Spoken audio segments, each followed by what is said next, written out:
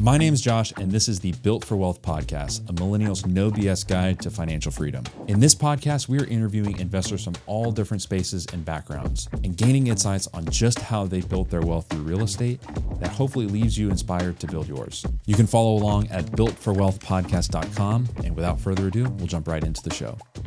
Okay, we're ready to go. Yeah. We've got Mason Harris on the podcast today. We're going to talk about a lot of things. But one of the things I'm most excited about is all the luxury development that you're doing, because I admire it greatly. You must have a lot more patience than most to deal with luxury clients, but and your products you're building are just beautiful. I've seen them online, so super stoked to dive more into that.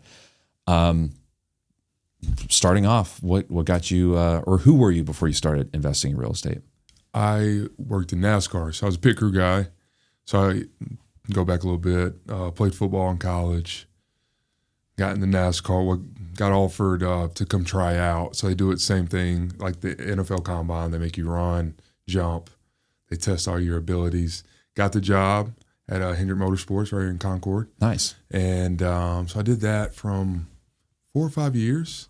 But that's where I met Kyle, one of my business partners. I went around to a couple guys actually about investing in real estate, because I had just got into the job and wasn't making that much money, and Kyle was Jimmy Johnson's jack man. So he had made it to the highest level that you could be in as a pit crew guy. So I was going around to people, hey, I want to invest in real estate, whatever. Like I was 21, yeah, 22, 23. And Kyle, went up to Kyle and was like, hey, man. And if you know Kyle, he's just like, all right, yeah, let's do it. And so he had some money. I found the house. Our other business partner, Brendan, was the wholesaler we were buying from. And so, yeah, that's how we got into real estate. Is 2019, Brendan called me while I was at work, and he's like, hey, I have a house. You got 30 minutes to get here, and decide on it. Went there and called Kyle, and I was like, hey, man, I'm here. And he was like, should we buy it? I was like, I don't know. Yeah, let's buy it. Nice. we got to get this LLC together and his bank account together real quick. And so, Nice. yeah, we bought it. And that's how we started, 2019. Heck yeah. Bought our first flip. So straight from NASCAR pit crew, what position were you on the? I was a tire carrier. Yeah, so I was a tire carrier. Kyle was a jack man. So Heck yeah. yeah, so it was a great job. I always say still should be doing it. Yeah. Because you get paid every 2 weeks, which is nice. But it is a great job, and a lot of my buddies still do it. And you know, you make good money. The travel is the hardest part. If the travel was like it is now for some of my buddies, I probably still would be doing it. They, fly out Sunday, you're back Sunday. Your job is working out maybe 3 times a week, and you're pitting the car 3 times a week, practicing, you're home by 12 or 1.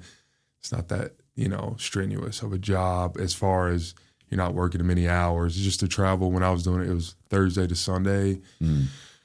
40 weeks out of the year, 40 weekends out of the year, and then we had our first kid. Well, we got pregnant with our first, and Kyle did as well. So we were like, all right, maybe we should step into real estate full time.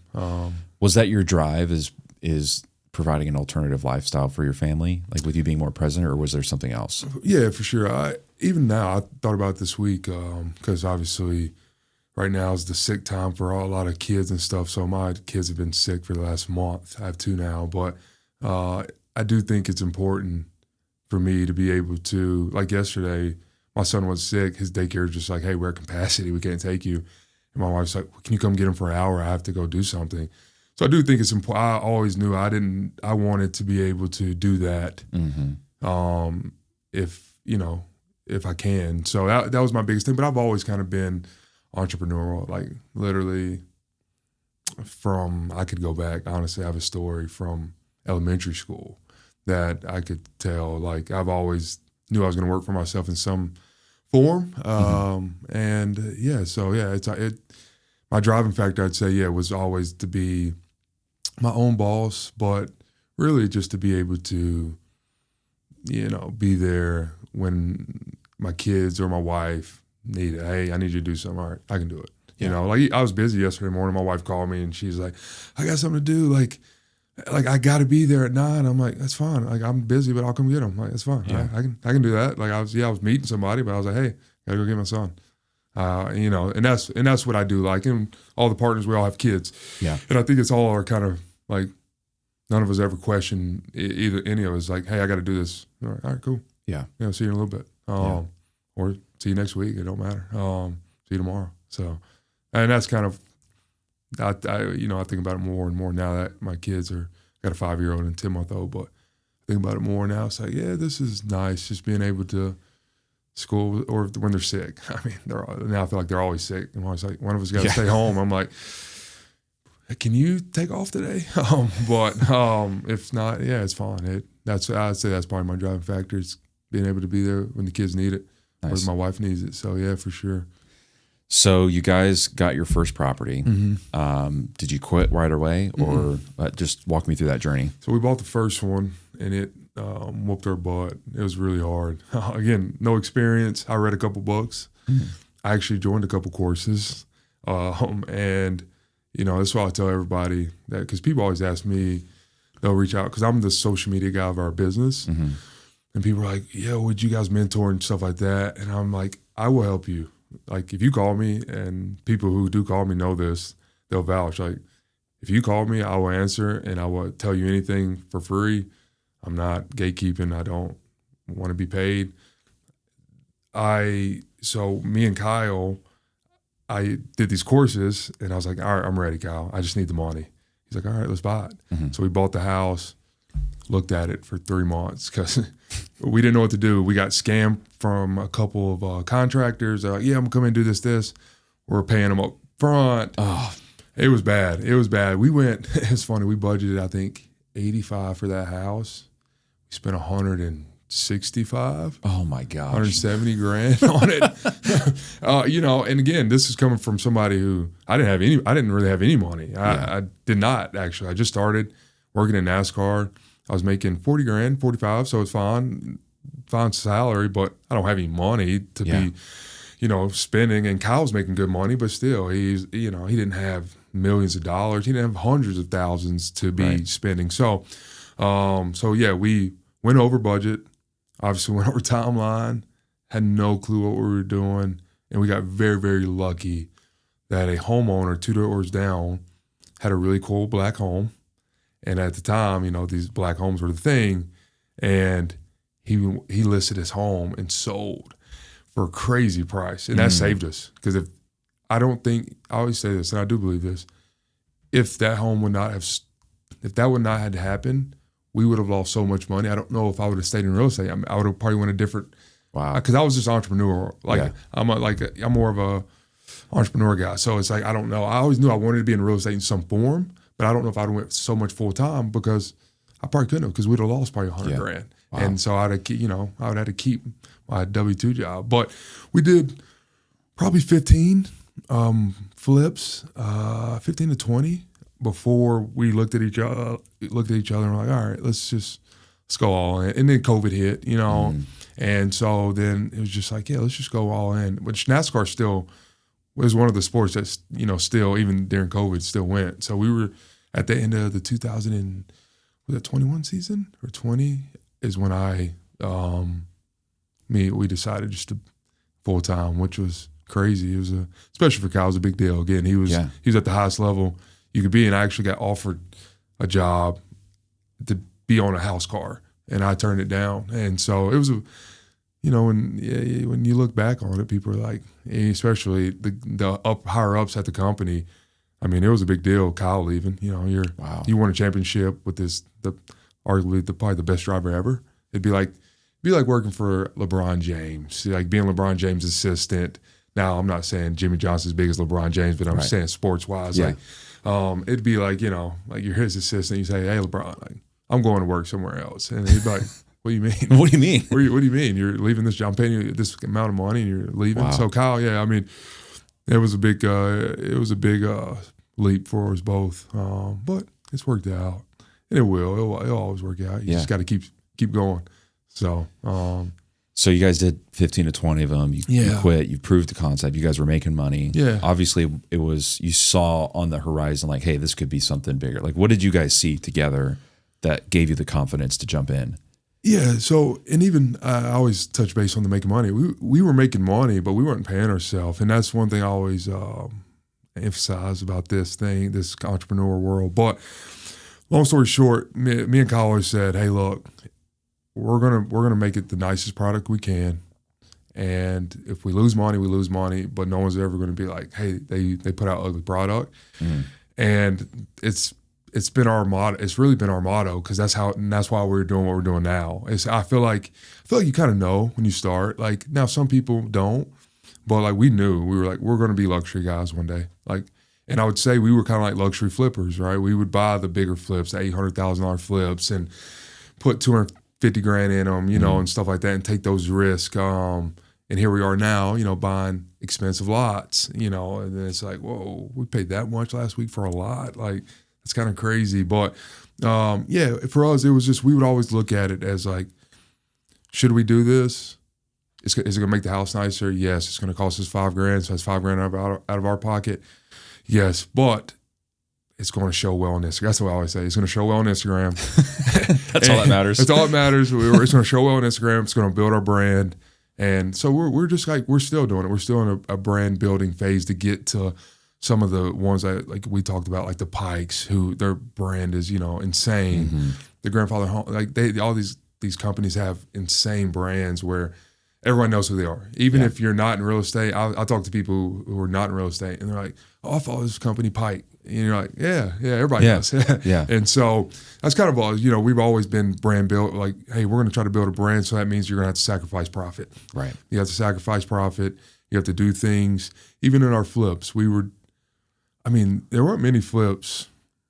The first one we didn't because we didn't know what we were doing, but there weren't many flips that we did not take to the studs. Out of the 7,500 flips we did, there ain't many that we did not take to studs or take out the windows because they didn't have black windows or, stuff like that. We always did too much sometimes where it cut into our profits. But I think if we wouldn't have did that, we wouldn't be here in such a short time. Yeah. Right? Because I do think, sometimes we have to sit back and look and go, hey, look, we're doing good, guys. We just started really building homes 2 years ago. Like it's only been 2 or 3 years since we broke ground on our first new construction home. Like, and then now we're doing this. Like, so sometimes you never think about it when you're in it, right? You're just ripping. You never sit back and go, oh, you're doing good. Hey, you're doing good. You're just like, hey, we're not doing enough, or, so I think that's kind of our thing was always like, hey, we're going to make it the nicest we can. And when somebody comes in, and it really did our flips, I will say, and not because of me, it's because of my two business partners. They're really good at what we do. We pre-sold most of our flips, pre-sold most of them. Oh, wow. A lot of them pre-sold, and a lot of them went day one on the market. And it's just because we go in these neighborhoods, like we were kind of mentioning earlier, we'd go in a neighborhood, look at the price, look at the product. And we're like, oh, we know we're going to do better than that. So if that's sold, we know we're going to probably pre-sell. And then we start building that kind of name in the Shannon Park neighborhoods, Montclair, some of these neighborhoods where people are like, oh, I got to try to get one of their homes because I know they're going to do a little bit extra than maybe you're a one-off flipper. So are you going into those where you don't know, like, are you setting the comps? Yeah, so we talked about this week. We never want to be the highest, but we always know we're going to probably go the highest, right? So, for example, when we run our numbers, if we go in a neighborhood, we run our numbers off the low end, knowing we're probably going to list higher, but if we can make money, it's the house sold it. The highest sells $600,000. Well, we're going to run ours our $580,000, but we know we're going to list at $620,000. But we can make money at $580,000. So all right, but we know that's we're not going to list there anyways because the highest sell $600,000. We're going to be nicer than that. Yeah. Now that was in the flip world. Now we're in a world a lot different. We're in the world with the companies like the Pikes and stuff, and they're all these companies building beautiful homes. So, but that was when we were flipping. Yeah, we would look at it and kind of reverse engineer it from the highest price, the neighborhood. All right, can we make money lower than them if the market was correct? And then, but we know we're going to try to do a better product. So we're going to go higher. So yeah, I would say we always set the market, but we're neighborhood guys too. Always tell people that we're buying in certain neighborhoods. People will send us deal like out here. I don't care if you showed us, like when we were flipping, you could have showed us that we can make $225,000 and we still probably wouldn't have bought it. Like, 'cause we don't want to drive. We don't want to drive 40 minutes out there when all 20 of our other projects, because that's when we started flipping, we got to a lot of projects at a time. We got 19 there, one up here. It just doesn't make sense. It doesn't make sense for us. And we like to sell too. We believe in the Charlotte market from a standpoint of if anything was ever happen, we buy in certain neighborhoods where we don't know, but we suspect that people will still buy, even if the market was to take a correction. Yeah. And that's kind of always been our motto is certain neighborhoods. We're neighborhood guys. We go into Shannon Park, 10, 15 homes. Montclair, 10, 15 homes. Madison Park now. Like we're going in these certain neighborhoods where we're just like we try to just attack those neighborhoods. Yeah. And it's great because you get to set the standard for that neighborhood. Exactly. And you're using your own comps and you're constantly, elevating things. Exactly. The more you do it. Super cool. What was the transition that made you want to get into doing luxury spec homes? So we started building, and I would say the first ones were what we said, $500,000 is what we sold the first like new construction. They were nice homes. But then, it's just one of those things. It's just kind of a natural progression. It's like you do that, and then you see a lot. Somebody sends you a lot, and you're like, well, we can do that. Like, why? Like, so our first like big one was one in Plaza Midwood that we sold for $155. And I remember Brendan called me on a Sunday, and he was like, this lot just got listed for this insane price. It's going to sell in 5 minutes. And I live in Oakhurst, which is right there in Plaza Midwood. He's like, we got to get over there. So I went over there. He called the agent. Brendan's really good at the talking part. He's our agent of the group, and he called the agent, offered a price, and said, hey, like, here's a price. Obviously put a timeline on it. We ended up getting it. I think she ended up having, like, a lot of builders were so upset because, I mean, she ended up getting like insane offers, but we weren't the highest offer by no means. But kind of, we get in there, we get our offer, we get a really nice DD. We put up a really huge chunk of money. Yeah. And it helped us, get that one. And so that was our first one. And that we sold, that was over, $1 million. That wasn't our first one we sold over $1 million. That was actually our first new construction. We had a flip that sold over $1 million in the university area, actually. Is really the coolest property we've ever bought. Yeah. It was very tough. Renovation, that was huge. It's 6,000 square feet. Water, I mean, leak. It was horrible. But it was one of our best projects. And it was the hardest one, but it was profit-wise one of our better ones at the time. Yeah. So for somebody who's wanting to get into like the luxury space, whether it's flipping or new construction, what are some things that you look at in a neighborhood? Because when you first started doing this, were you seeing other guys doing these luxury flips, or were you one of the first ones in some of these areas? I would say there was already people doing it, right? Okay. And but if you're looking at a property, what is it? When do you determine like this is a prime candidate for us to do like a nicer flip? It's all neighborhood, I think, right? So like if you're in certain neighborhoods, I was just say West Charlotte. There's some neighborhoods over there that. Yeah, there might be an older home that's 5,000 square feet, and you're like, well, 5,000, but it doesn't matter. It's only like this neighborhood, the highest sales $400,000. So you can go in and do it once you want. You can put all the craziest material you want, but you're going to sell $500,000, and you might get a little bit more. But I would say that's why we're neighborhood guys, and it's all neighborhood dependent. You're gonna look at a neighborhood like a Shannon Park when we started buying in there. I mean, they're $300,000-$400,000 on the back end. Now, it's $500,000-$600,000 in that neighborhood. So, never do, I would say, if somebody's looking at it, you never want to do what the neighborhood doesn't warrant, right? So you don't want to go in a neighborhood and say, and we don't do this, like we don't go in a neighborhood and go, all right, we've done enough flips that we're going to flip and we're going to go sell for $200,000 more than highest. You're probably not going to do, that's never probably going to happen, right? The only way that's ever happens is if it's creeping up, right? So there's a house that sold for 800, and now there's one that sold for 830. Now, yeah, maybe as sales keep to go, you might can get to 950 to $1 million, but you never want to go in a neighborhood and look at it and just go, hey, we're gonna go sell for 200 grand more than the highest sale.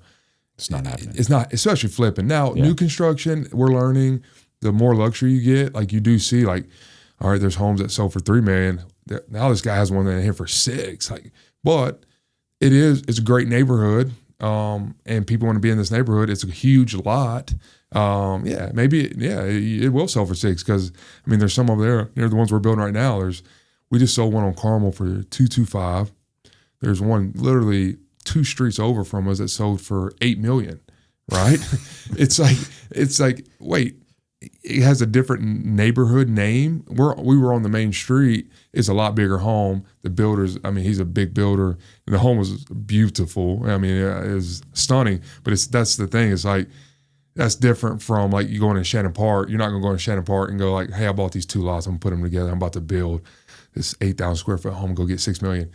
It's never going to, well, not right now. It's never going to happen, you know? So I will say in these luxury neighborhoods, you will see that. Like, it's like, all right, well, high sells $3 million, but then there's one listing here for $5 million. And it's like, why? Like, but then it's big house, and then they do sell, and it's because it's a neighborhood people want to be in. Yeah. And so how do you like nail down the exact price when it feels like in the luxury space, it's like, there's more subtle things that affect the price.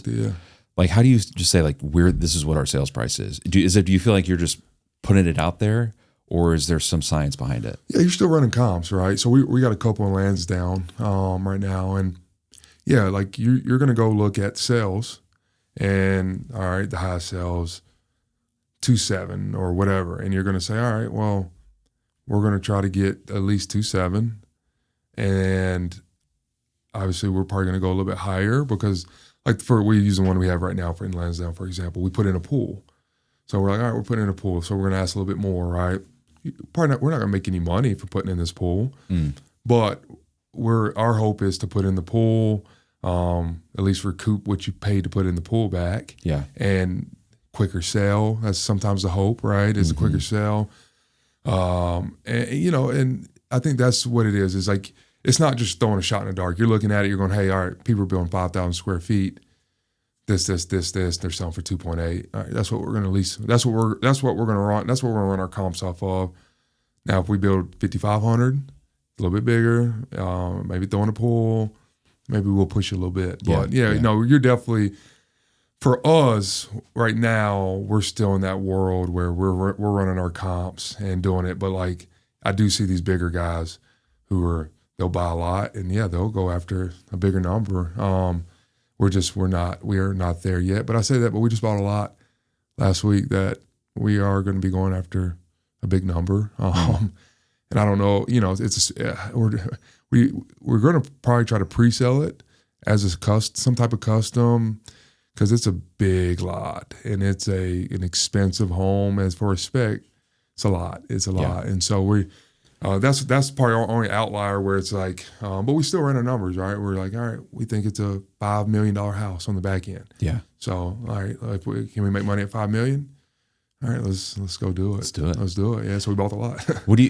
Do you see any difference in the clientele as far as what they want? Because I would imagine if I'm ever in that position where I can afford a $5 million house, I'm going to be pretty specific on what I want. 100%. Right? How do you cater to that? I think, first, to answer your question, yes, there's a difference.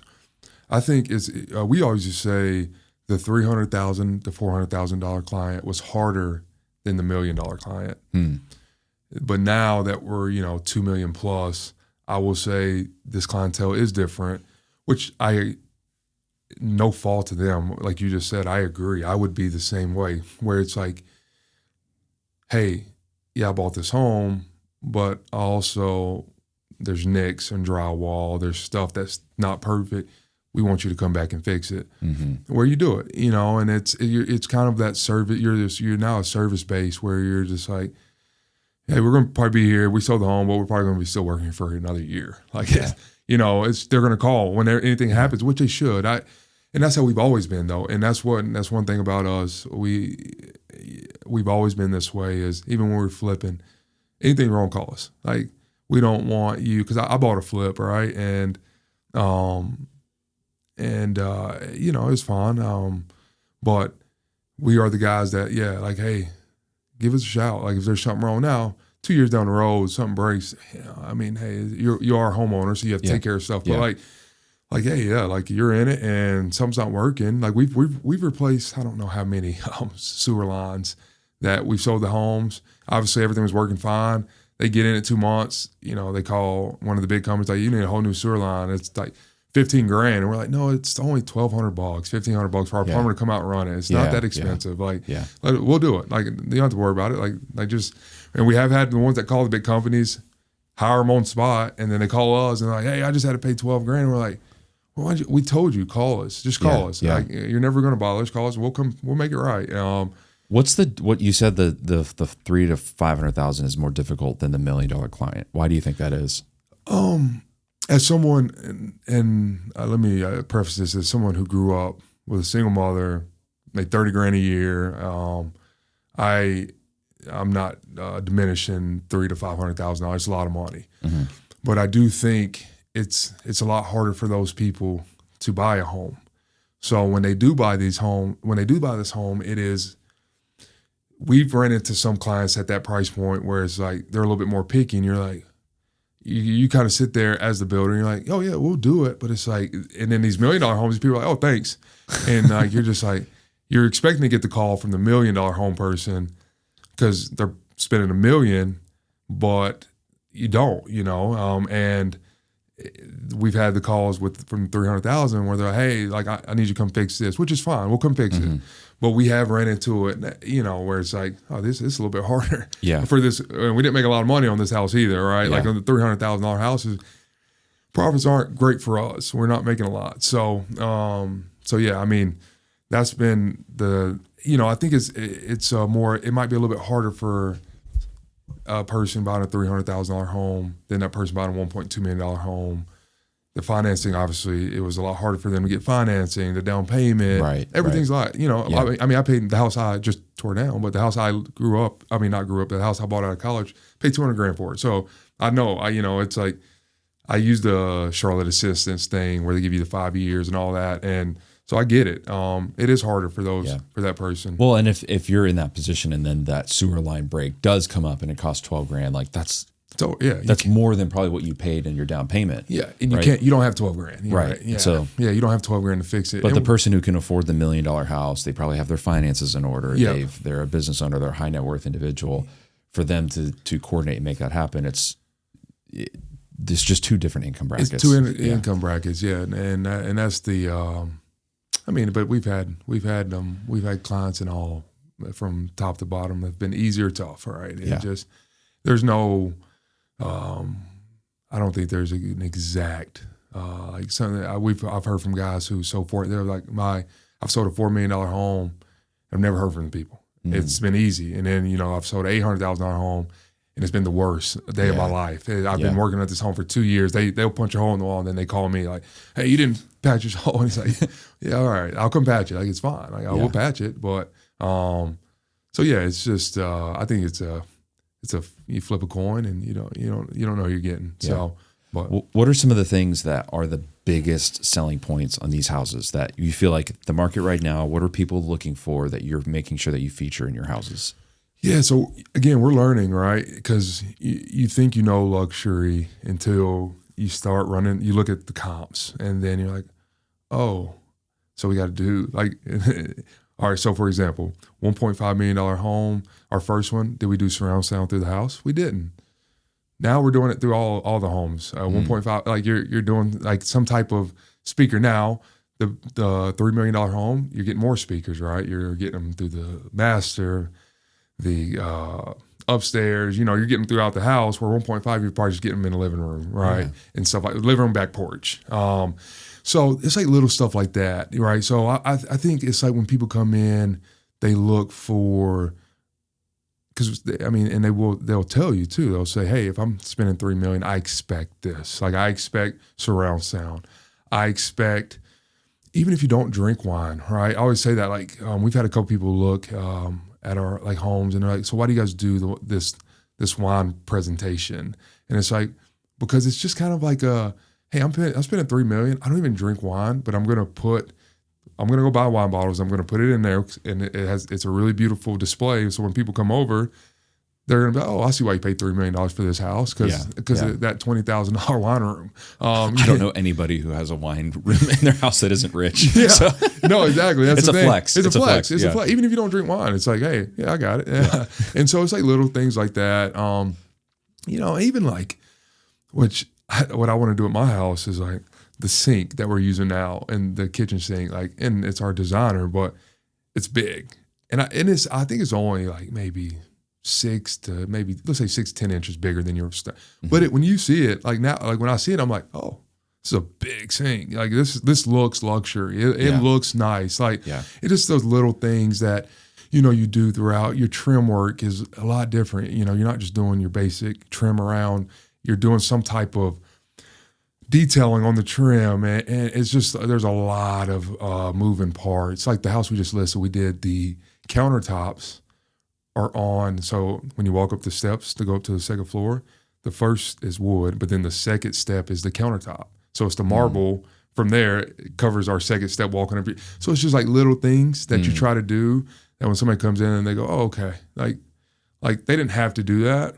Like some people are like, that's kind of dumb, but I'm going to pay I'm paying $3 million. So I want it. I want people, when people come over to my house, be like, yeah, it's kind of like, I don't know if I like that, which I like it, but like, I don't know if I like that, but I also don't have $3 million to buy a house. So that's why I always say too, like, you don't know what you don't know, right? And sometimes people are like, well, why would you? Because that, like the house we just listed, we got 3 laundry rooms, right? Wow, and 3 laundry rooms. And, wow. And somebody was like, well, why? And I'm like, well, the house is huge, first of all. You have one in the master, you have one off the garage, and then you have one upstairs. I was like, it's really not that crazy. Like, it's a huge house, and like, you got your master, you got the one and the kids play sports. You don't have to track their stuff throughout the house. And then you got the kids upstairs, you don't have to bring their clothes downstairs. It's like little things like that, that I think people are looking for, right? When they come in these homes. Or how much of that are you guys ideating yourselves, or are you getting inspired from others? Do you take it from feedback from previous listings? Like how do you guys come up with those ideas? So we usually just like, we'll sit down again and we'll look at the neighborhood, and then we'll have, like, for our architect, we'll say, hey, look, we need 5,500 square feet, 6 bedrooms, 4 bath, whatever. We need a playroom. And we're thinking, like this home, we're thinking like 3 laundry rooms, because you're gonna need it. So it's like we'll give our ideas to the architect, and then we'll just let them put it together, and then we'll critique it from there. Well, hey, we don't like this, or hey, move this, and then you learn, right? Like, we've learned stuff off of the plan we just built. Like, we're like, all right, we won't do that again. Like, we get it. Like, we've got a lot of feedback from it, and you don't know until you do it, and so now you know, and it's like, all right, we won't ever do it again. Yeah. So what are some of, like, the negative feedback that you find that you get? So, the big one, like, we'll just use the house we have listed right now, which it's a cool idea. It's called a loggia wall, right? And it's a loggia wall. It's now I think I'm pronouncing it right, but it's off the master, and it's like, it's on the back porch, but it's the master's own, like, I call it like your smoke break room, right? So it's like if you walk out of your master bedroom, you have this brick wall around you. It has like a pergola over you, and it's where you drink your morning coffee. Like you and your wife, and like no one's, like, you're on your back porch, but no one can see you. Yeah. But a lot of people are like, well, you put this beautiful pool out back. I want to be able to see that beautiful pool from my master. So we're like, yeah, of course, yeah. We actually agree with that, and so now. Like the offer that we were working with, we were going to tear just the middle wall out. They love the privacy, but they were like, we just want to tear that middle wall out so, like, we can see the pool. Like, they're like, we're buying this house to see the pool every day. Like, we want to, every morning we wake up, we want to see that pool. So they're like, we would want that wall out, which we were fine doing that. We're like, we'll tear that wall out. I mean, just buy the house. We'll tear it out. So it's like, you just take little things, and like fireplace. Like we've been doing, these vent-free gas fireplaces. And, we've had some feedback. People love them. and then we'll have somebody come in and say, oh, I'd love a wood burning one outside or inside. But that's a hard one, right? Because that's more of a, hey, like, you just gotta, like, if you're really hung up on that, you're probably gonna just go build a custom home, from scratch. Because like for us, we're really we're building a lot of spec. So it's just like, hey, we're gonna go more. It's not the easier route by no means, and it's not the cheap. I'm not saying it's cheaper because it's actually the same price, but it is. We don't have to build the chimney all the way up and do all this stuff. So there's just certain things, but yeah, I mean, what else would there be? Like somebody looking at? I mean, like the house. Yeah, it's just been the low ball has been the biggest part, and then how we place the garage. Like it's a detached garage, and they were like, I would have did it this way. And I'm like, actually, I agree with you. Like if I was building the house again, like I actually agree. Yeah, 100%. Yeah. Like I agree. So you learn, right? And it's like, it's no knock though. We always tell people, please come in and roast our house. Like tell us what you hate. Yeah. Because then we're either going to agree or not agree, right? Like there's a lot of times somebody says something like these buyers, they were telling us stuff and I was like, oh, I 100% agree with you on that. Like, like he was like, you should have did this on the back porch. And I'm like, I looked at Kyle, I was like, he's 100% right. Like, he's 100% right. I was like, he is. He's right. And so it don't hurt our feelings. It just makes us, like we said, like we told them, it just makes us better. And we appreciate all the critiques. Because then if you come in and you're like, I hate the countertop you use. All right, whatever, that's fine. I don't care. Like, we don't care about that. Right. Like that doesn't matter to me. Like you hate the countertop I use, like that's fine. But like detail stuff like that are like, you're like, like the low wall. I'll just say that. Like if you're like, hey, like we've got enough feedback to know we won't do it again. So it's again, it's not a bad thing. We thought it was a really cool design, and that's why we did it. And so we learned, So it's like little things, but so there's obviously a lot more detail that's involved in these. And I come from the production space where it's, hey, we're building the same house plans over and over again. We're refining those, making them more efficient. Yep. We can pretty well predict how much we're going to make on it. Walk me through the typical numbers behind a luxury spec build. Like why would somebody want to get into that? Yeah, it takes time. I will say it takes time, right? Because I think what a lot of builders do, because we've done it, is you might ask another builder, say, hey, what does your build cost? Or and in the luxury space, I feel like in the production space, everybody can kind of pretty much be around the same build cost, right? And whatever, 100, 115, whatever they are square foot on to build something, we can all pretty much, we're building the same product. But in the luxury space, you got to build actually. I think you have to do it to learn. Like we would do our numbers sometimes. We'd go, all right, we're going to build at 225 square foot. You get to the end, you're like, oh, we're at 250 a square foot, right? And so, and you added things like that's adding pools and stuff like that. But like, there's just a lot more. Like, it's bigger too, right? Like most of these homes are bigger, and that's why I always tell people, they're like, well, like if I still just use this trim, I'm like, no, but the house you built with 1,300 square feet. Now, if you're trying to build a 5,500 square feet, it's a lot more trim. Yeah, I get it. Like you might still say you're going to use the same trim or whatever, but it's going to be more. It's just it's a lot more space to cover, and your price per square feet goes up. And so, and the detail stuff is what really makes it go up. But like even I always say, like lighting and plumbing fixtures, like it's insane to me. Like I tell my wife, I'm like, hey, like when we build our house, we don't need $35,000 in plumbing fixtures. Like it's just water coming out. Like that's all it is. Like now, yes, I do want what I want. Yeah. But let's figure out a way to find that at a at a fair price where like, when we build these homes, you do want to give value, right? We don't want to list a home for $3 million and they go in, they go, hey, where'd you buy all these lights? We got them all from Amazon.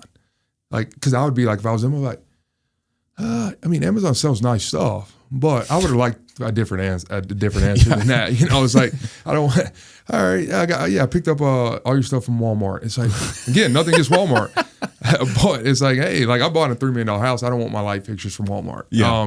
Right. So it's like the little things I always tell people who reach out is like, think about like lighting and plumbing. Like, they're like, yeah, like I spent this. I'm like, yeah, but on these bigger homes, you're going to spend so much more. It's going to blow your mind. Like, $30,000-$40,000 on lights, like just the fixtures. We're just talking about buying them. And it's just so much, it's a lot. And it's like, wait, I can't imagine spending that. I was like, yeah, but because you never looked at some of these brands that you're going to have to look at because the comps in the neighborhood are putting those in. So, and people do look, or people do ask. They ask for a sheet. They want to like, hey, what's the spec sheet? I want to see it. And appliances is a big one. Like that's the one we're learning. Cause you got to, you want to stay in budget, right? And we've learned, hey, our appliance budget, when we started doing this, we were off. We had, 25, 30 grand in there. That ain't gonna cut it for appliances, and at these homes, like that just ain't gonna cut it. You need about 15 more grand. So you learn, you look at it and you go, all right, yeah, we're just off, and we're learning. Because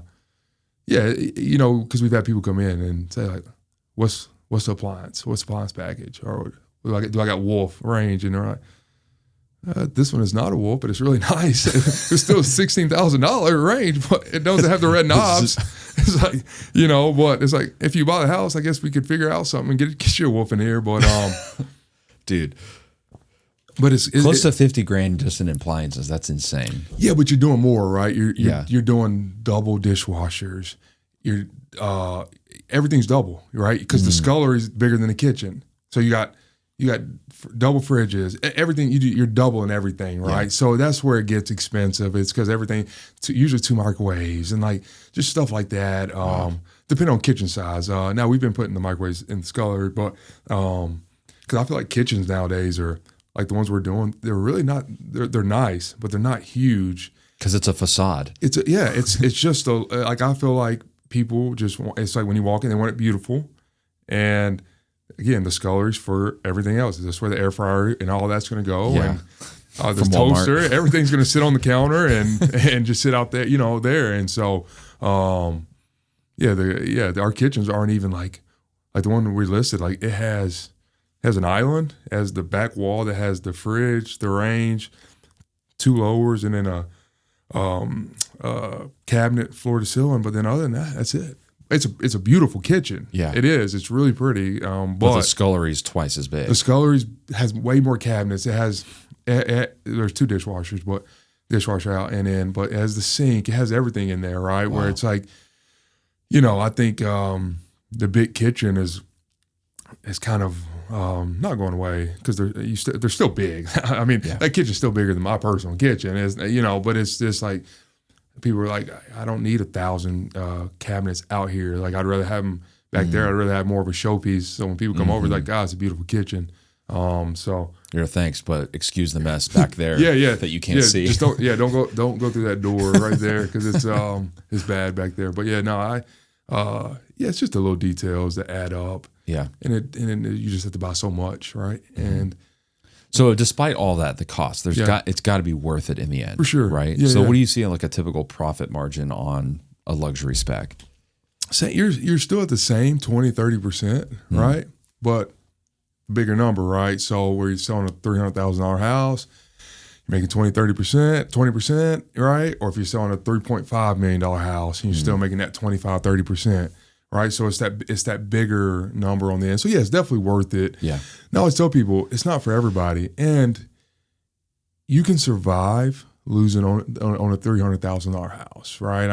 Now listen, it ain't. No one has money to lose, but if you do your first build and let's say it's a $300,000 ARV, and let's say you lose money, or the deal goes under, you can claw out of that. Yeah. You can recover. It might take a long time, but you can claw out of that.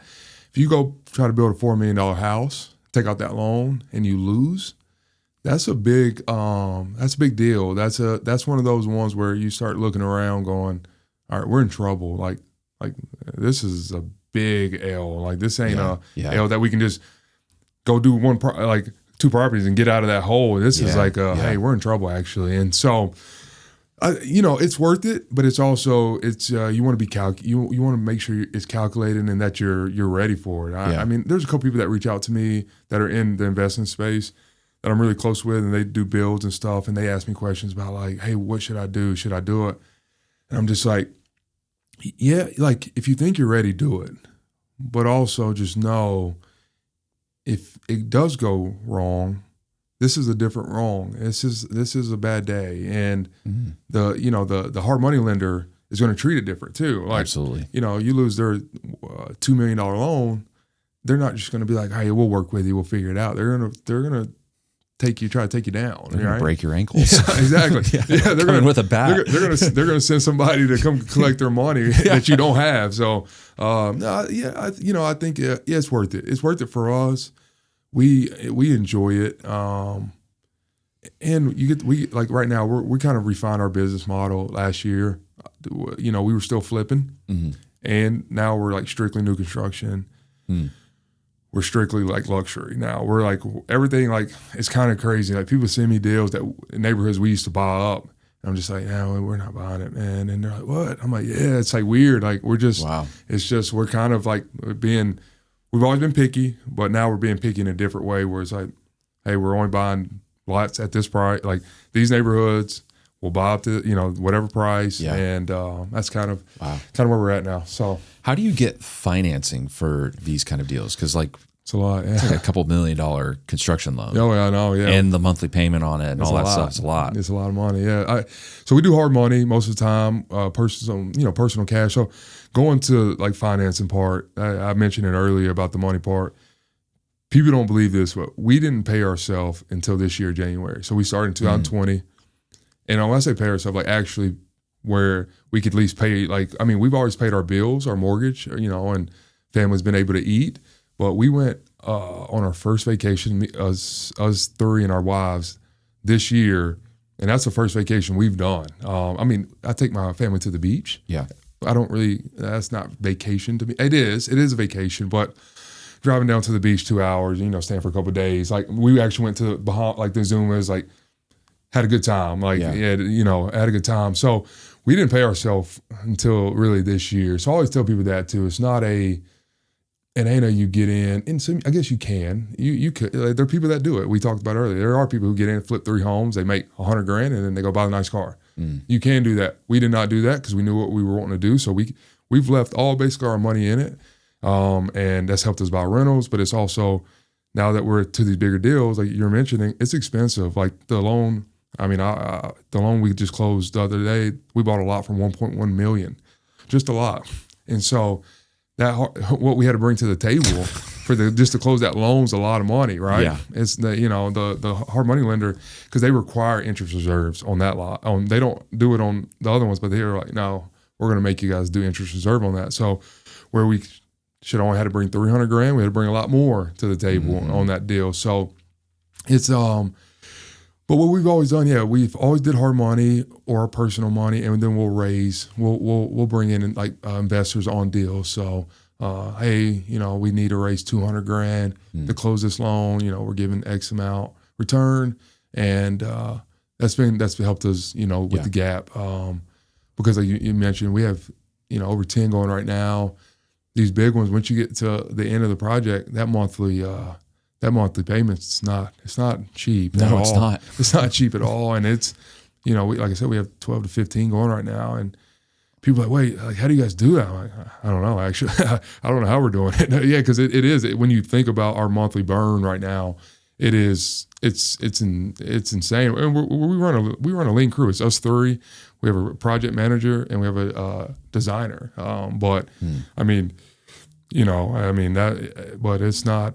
Yeah, it's the monthly burn it's a lot, and those interest payments on those loans get expensive quick. $1 million for land. 1.1. Yeah, it was a lot. Wow. Is this the house that's you're gonna try to sell for 5? Yeah, I think if we go the spec route, it's gonna be around the 5.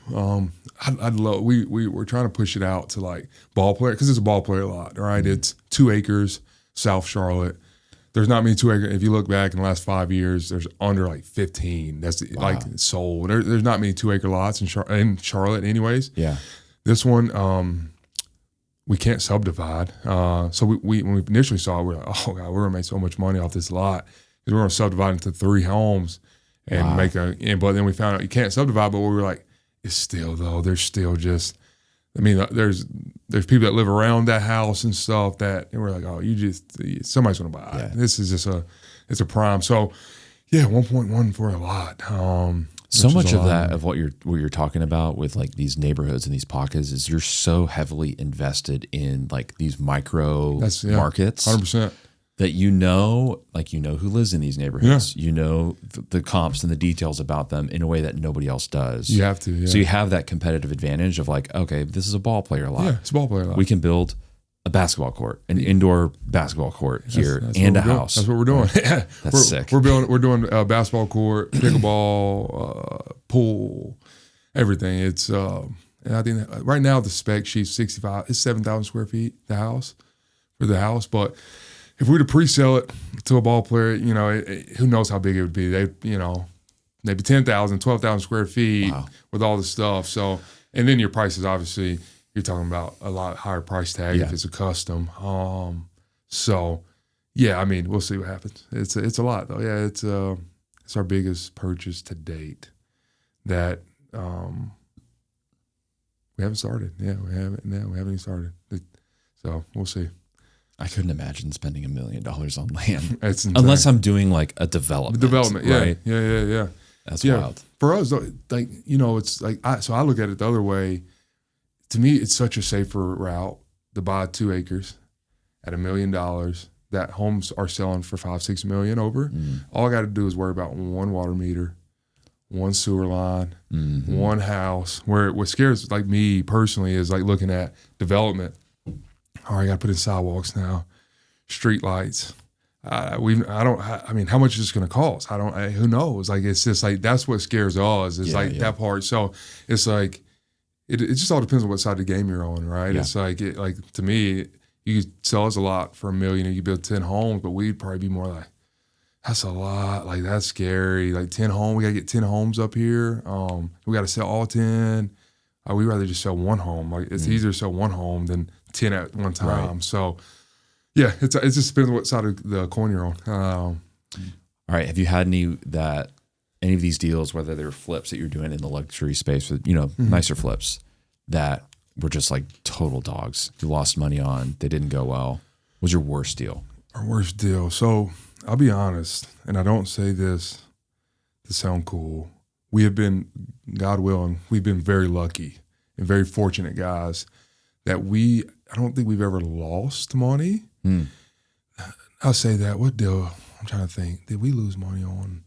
There's like one deal, and it was 2 years ago. It was one of the flips that we made like 20, 30 grand, and then we had to do some extra stuff. So, and then, once you really like break it all down, you're like, oh, we literally made $0. Yeah. But other than that, like, again, we've just been we're so focused on neighborhoods that we look at it and we're pretty positive, not on what we're going to make, because flips are up and down. So it's like, hey, we're either going to make 120. Oh, there's been plenty. Well, all right. That was actually a lie. There's been plenty of deals where we ran it and we thought we were going to make 130 grand on the flip and we made 50. There's been a lot. There's been plenty of those, or 60. Yeah. And so that's a loss, right? When you think, all right, hey, we're going to take out a $900,000 loan. We're going to do all this work for 6-7 months to make 60 grand. It was a headache. That's why we kind of got to flip into. We're like, is that worth it? We're like, is that worth? Like, no, I don't know if that's really worth it. And so, no, there's been plenty of those where we did not make what we thought we were going to make. And 60 grand is still a lot of money, but it's not a lot when you run your numbers. You're like, we're going to make 140,000. Right. And now we made not even half of that. And it's like, oh, what did we do wrong? You got months into the deal. You got a team that you have to pay for. You got your whole, like, it happens. It doesn't go very far. It doesn't go very far, exactly. And it didn't. That was the exact reason we all looked at each other and like, hey, let's stop flipping. Yeah. Let's just stop it. We'll do quick ones. I say that, but we're turning everything down right now. But we still will. If somebody sent us a deal in the neighborhood that we like and it was had good numbers on it, but that is one thing. Now I always tell guys, I'm like, what's the numbers on it? You can probably make that. I was like, oh no, it's got to be crazy. It's got to be a crazy like number, like where it's like, all right, you got to do it. But if you send us a deal and it's a full flip, full gut, everything, and we're gonna make 60, 70 grand, we're like, no, that money can go to a new construction. That's going to take 10 months to build. This flip took 5 or 6 months. It's going to take 10 months, and we're going to make way more money than that. And it's a brand, and it's good for our brand too. Yeah, so that's good. Yeah. What about your best deal? Our best deal, honestly, it's that one we bought. in university. When I say it's our best, like money wise, these bigger ones are nice, right? We're getting in them where you make a lot more money, right? But I would say our first, the best deal was that one in university. We bought this 6,000 square foot home on 8 acres in university. Beautiful property. It was a ranch, but it had a basement. The guy who built it in the 60s, I think he ran for like either Congress or he ran for president or something. He had this crazy story, but whoever built the home had a lot of money because they had like speakers out throughout in the 50s, 60s, and it was a very cool home. But so when we bought this home, we were like, okay, we started getting in it. And then we're like, oh my goodness, like the leaks, because it was a basement home, 6,000 square feet. So we had to dig out the whole front, right? And it was a lot of waterproofing. And we went over budget so much. So we were like, oh man, like this is actually the worst deal we've ever bought. We're going to lose money. And we ended up making a good amount of money on that one. Like, because the lot was so big, at the end, we're like, well, we're going to subdivide a lot off of this. So we subdivided one lot off of it, sold a piece of the, so it went from like 8 acres to 7. Sold that 1 acre to he can only build one home there, sold it to them, and then the people bought the lot. So we ended up being one of our best deals, but it was the biggest headache. So Kyle, my business partner, he runs a lot of our day-to-day stuff. And like when I say that, like he's dealing with more subcontractors than I do. Mm-hmm. That's probably, he'd tell you, that's probably one of the ones that he was like, you couldn't sleep because I just don't know if we're ever gonna make it to the end. Mm-hmm. It's just like, you're just like, always every day you're just like, it's never gonna finish. Like, wow, it's never gonna finish ever. But it ended up being a great deal. What did we sell that one at? We bought the lot for we bought the house for $350. We put a lot into it, but we ended up selling it with the lot for like $1.4 million or something like that. Oh, geez. So it was a great deal. It was an amazing deal. But when we ran our first numbers, this is what we tell people. There were people that come and look at this house when we were in construction, and I was telling them, like, you give me this one guy. We're friends, and he come and look at all our houses, and he wanted to buy one, and this was his style. And he's like, how much would you sell it to me for today? I was like, dude, we'd probably sell it to you for $1 million today, $950 to $1 million. And that's what's crazy. I probably told 3 people that. And obviously it was in construction, so they're like, oh, no. We ended up selling that thing for like $1.4 million. And so that's why I was like, I always tell people, like, I went to an event last night and I told this agent, because her client looked at our house and stuff, I was like, when you take these clients to look at homes and these guys are building a home, they tell you $1 million. I mean, sometimes they're gonna say no, but you never know their situation. They might be like, dude, hey, I can sell this thing for 1.1 in 3 months, but if you give me $900,000 a day, and I know in a month, I don't have to stage it. I don't have to do it. I get my money out. I get everybody paid back. Yeah. I'll do it. And so I'm not saying we'll do that, but even like that house, yeah. I mean, I told him $950,000. I was like, if you buy this house right now, $950,000, I want to sell it to you. And that was with the whole 8 acres. He's like, nah, it's just too high, man. It's just too high. And we ended up selling the house for just the house, for over $1 million. And then the lot was like $300,000, $250,000. Wow. So yeah, you just never know. But that one looked like it was going to be the worst deal, and then it ended up being the best. Because everything was just big. The driveway was big. Everything was just huge. Do you feel like that one, when you were buying it, like you felt like you were taking a big risk on it, or were you confident at that point with the process? Out of the 3 of us, I pushed back on it. I was like, I don't think we should buy. I was like, I don't know, dude. I was like, this is a big house. And then one of my partners was like, he's like, nah, this one's gonna be good. And then the roles reversed, right? So then we get in the deal, and he'll tell you this. He was like, yeah. He was like, I was the one that was like, let's do it. And then when we started doing it, he was like, I was the one like, oh my gosh, like, this is a mistake. We're about to lose money on this. And then when we sell, he's like, yeah, I told you. He's like, see, I know what I'm doing. He's like, yeah, and he is. He's really good. He's really good at what he does. So, but no, I will say I was the pushback on that one. I was like the one like, hey, if it doesn't go right, you have to buy it and you have to move your family in it. I was like, yeah, like, and that's what we were all saying. Like, all right, who's going to buy it when it doesn't go right? That's what we always say. Like, all right, if this deal doesn't go right, one of us is going to have to live in it. And no one had to live in it. Yeah, and so it sold, and it was a sick house. It really was. I mean, if I had the money, I would have loved to buy. I mean, somebody bought 8 acres in Charlotte. It was a sick property. It really was. Really cool property. Beautiful property. So. So how would you classify your level of risk tolerance?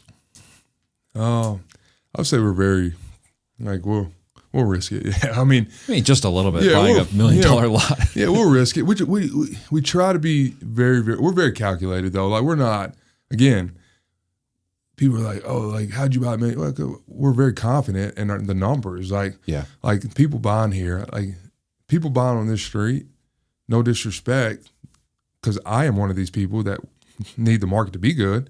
They don't care if the interest rates are high or low because they're not paying. They're not using a loan anyways. They don't care if their portfolio is down 10% this week because they got $15 million in there. So it don't really matter to them. Yeah, it's at $15 million this week, and it was at $23 million last week, and then it's going to go back down to 14. It's going to go back up to 28. Like they don't care. Like for them, it doesn't. It doesn't matter. It's just a different game, and you learn. I've met people, and you learn like once you get to certain levels, like it's just a different world, right? It's like where I stress about $10, for them it's like, hey, they counter 10, but it's like, hey, it doesn't matter. Yeah, the interest rates are down today, great.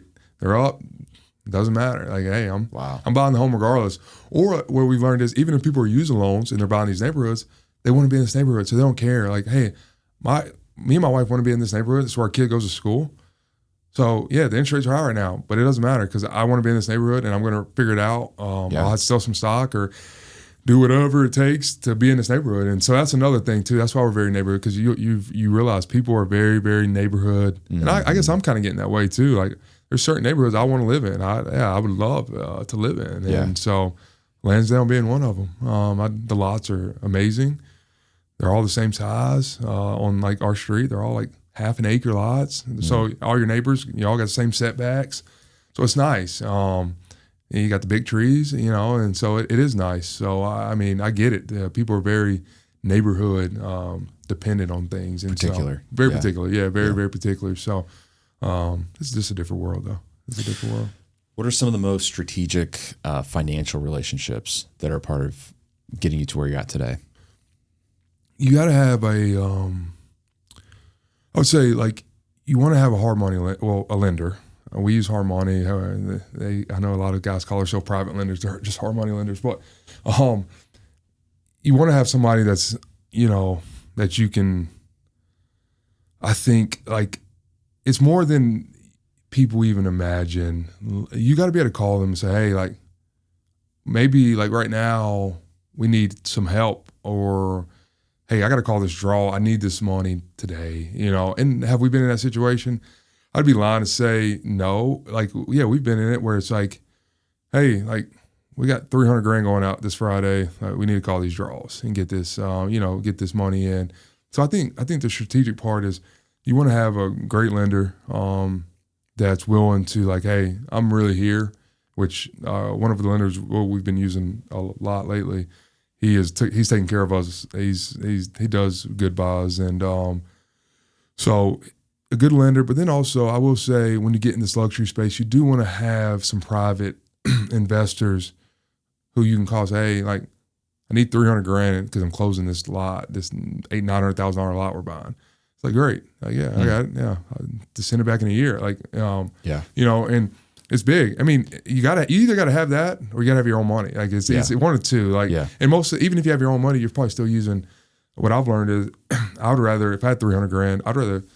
That's what we're learning is we bootstrapped it a lot in flipping. We used our own money. We didn't start raising money until 2 or 3 years in the business. So we were just like, make $60,000, great. It's going to all the properties. We just kept rolling it. Yeah. So I would say, but get into the luxury space, you're going to definitely want someone there or people there who you can call them, hey, I need, $200,000 to close this property, and they're not giving it to you. Like our lenders, like he'll tell you, one of our bigger lenders, he's like, dude, I've made so much money off you guys in 3 years. He's like, please don't ever give me my money back. He's like, just keep it rolling. He's like, and then when you look back on it, you do see that's how the rich get richer, right? As you take the money, you give it to guy, like, I try to explain this, like, sometimes to my wife or something. I'm like, yeah, like, you got $1 million or you have $2 million, you go give it to a company like ourselves that's paying you whatever percent back, 10, 12% on it. And they're paying you quarterly, whatever you want. I'm like, it's kind of insane. Like you see what you're paying them. You're like, oh, Like, yeah, that's how, like, yeah, it's not even their job. They're just investing their money. They have a job. Oh yeah. Yeah. And so they're making another $200,000 off of just investing, right? And it's like you look at that and you're like, okay, that's where we gotta figure that. I gotta figure something out on that world too. But I would say you gotta have people there that you can call on if you need them, or your own cash, and you want to have a really good lender who understands like nothing's perfect, things happen.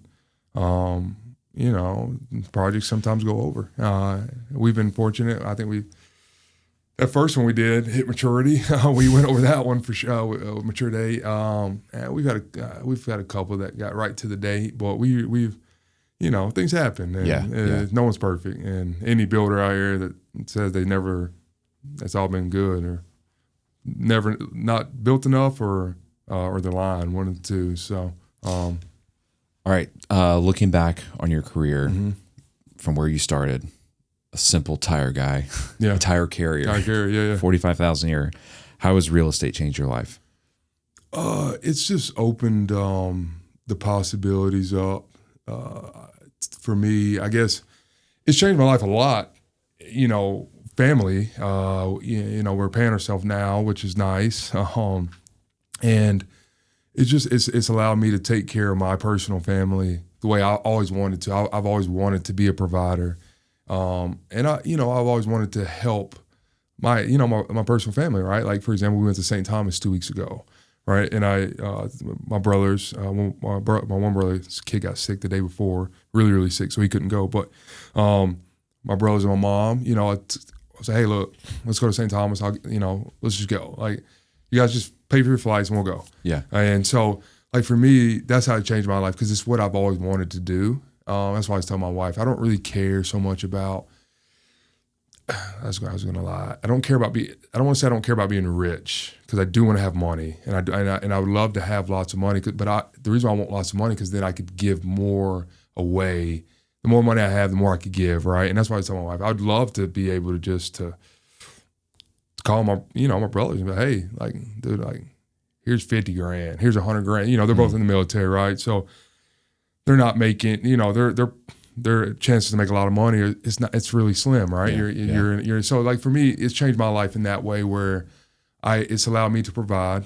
It's allowed me to, as we mentioned earlier, like, spend time with my kids, do what I want. And so I think that's how it's changed my life. Because I think if I wasn't a job, I was with some guys last night, the neighborhood dads, and we went out and had cigars, and there was guys in there 11 o'clock at the cigar, just on their computer ripping, smoking cigars, but they were ripping. And I was like, and we were sitting around the table, and I was like, see that? Like, I guess, there are nights maybe we do work late, but like all the guys I was with, they're like, yeah, but like they all work W-2, and they're like, yeah, like you have to do that though. Like that guy's probably he's having to be on his computer to get this report out by 11, where me, like, I'll be honest with you, by 11 o'clock, I'm not. Like, I'm just like, if it ain't done now, we'll do it tomorrow. Like, we'll do it Monday. Like, today's Friday. That's what me and Brendan always say. Like, if there's a problem that comes up today at 2 or 3, we're gonna be like, that's a Monday problem.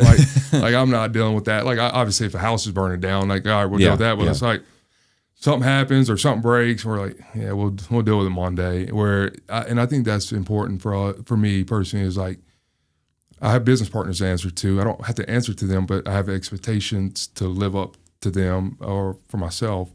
But I like the freedom, and I think that's where it's changed my life. It's allowed me to do the things that are important to me, and which are my kids, right? Yeah. I got 2 kids, and it's allowed me to do what I need to do for them and provide for them, and buy my daughter acai bowls, these expensive acai bowls that she loves. It's just, we're an acai bowl family, but it's just, that's what we always laugh about. Like, my daughter, she's been 2 years old, like, Dad, when I pick her up, like, I want an acai bowl, and I'm like, okay, like, they're $15 each. Obviously, I'm buying me one, I'm buying you one, your mom's gonna want one.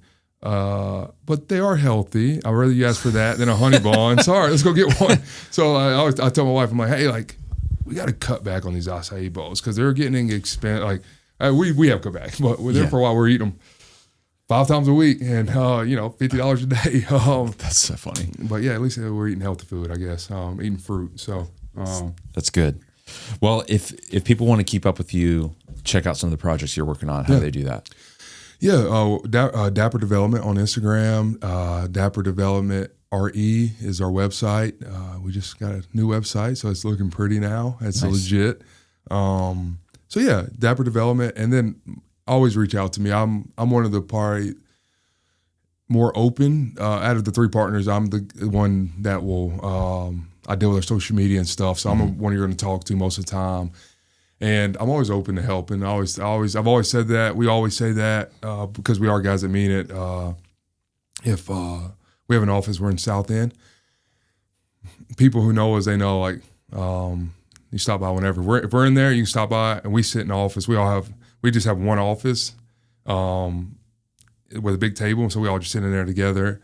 And there's 6 chairs. So if you ever want to come by and hang out, we just sit in there. We have a TV, usually some type of sports talk up, and then we're just sitting there, either working or fake working, just sitting there fake working, or depending on the day, and then just talking. That's really, we're just sitting there talking. So if I can ever help, I always say that. Yeah, if I can ever help in any way, reach out, and if I don't have the answer, we'll ask around. Yeah. Usually we can point you in some type of direction. We've been in it long enough now, where we can point you in a direction. But now if you're asking who's doing, $500,000, $600,000 windows in homes, we haven't did that yet. So, so it's like, what brand should I use? I don't know. I can't tell you that because I haven't did it yet. So, and the reason I say that because we were talking to a builder, and his window package was $500,000 for a custom home in South Charlotte. It's insane. Wow. Yeah, it's insane. But again, I was like, what even windows are you using? He was like, dude, I don't even know. He's like, I just got the quote. He's like, from the manufacturer. He's like, I haven't even looked at it. I just seen the $500,000 number. And I was like, what in the world? These are windows. Wow. Yeah. So, but yeah, anyway, we can help. Anyway, reach out to me on social media, or our website, email. I'll always reach back and do whatever I can to help anyway. So sweet, free of charge. Awesome. Yeah, free of charge. Free of charge. Yeah, good deal. I like that. Yeah, free of charge. So awesome, man. Well, this is fun. Appreciate you taking the time to come down here. No, of course. Yeah, I appreciate it. Yeah, it was a good time. That's all we've got for today's show. If you loved the content, please leave us a rating and review. It really helps us grow. If you want to follow along my journey as a real estate investor, you can go to builtforwealthpodcast.com, and you'll find all of my social links there. Thanks for listening.